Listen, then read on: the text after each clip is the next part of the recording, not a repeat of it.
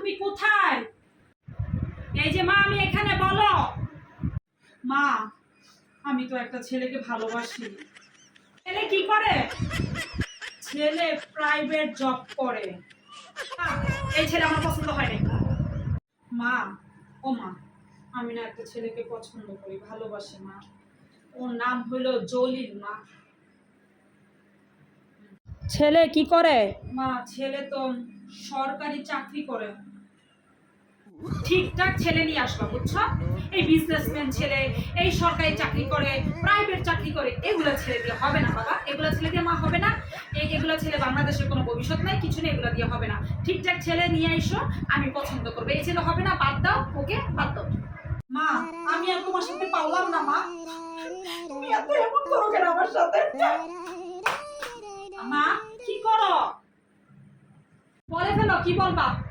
আমি না ওই যে নব নামের একটা ছেলেকে খুব ভালোবাসি মা। আবার তুই একটা ছেলে পছন্দ করেছিস? এই ছেলে কি করে বল?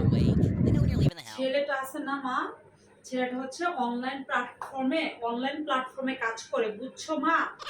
ওই যে টিকটকার, ওই যে ইউটিউব কাজ করে, ওই যে ইউটিউব টিকটকার। হ্যাঁ। আম্মু আসো আসো, আই লাভ ইউ আম্মু। এতদিন পরে তুমি এত ভালো একটা ছেলে পছন্দ করেছো, আমার খুব পছন্দ হয়েছে, খুব পছন্দ হয়েছে। আল্লাহ, ছেলে টিকটকার, এটা আমার ভাবতে তো কত ভালো লাগতেছে। আমি খুব গর্ব করে সবাইকে বলতে পারবো আমার মেয়ের জামাই টিকটকার। ও মাই গড আম্মু, তুমি এতদিন পর আম্মুর পছন্দ মতো একটা ছেলে পছন্দ করছো, আম্মুর যে কি ভালো লাগছে। আল্লাহ, এখন তুমি ছেলেকে কবে নিয়ে আসবা? বাসা কবে নিয়ে আসবা? আর তোমার আম্মুর সাথে পরিচয় করে দিবা না? ছেলের বাবা মাকে আমাদের বাসায় নিয়ে আসো, আর আমাদের সাথে পরিচয় করাও।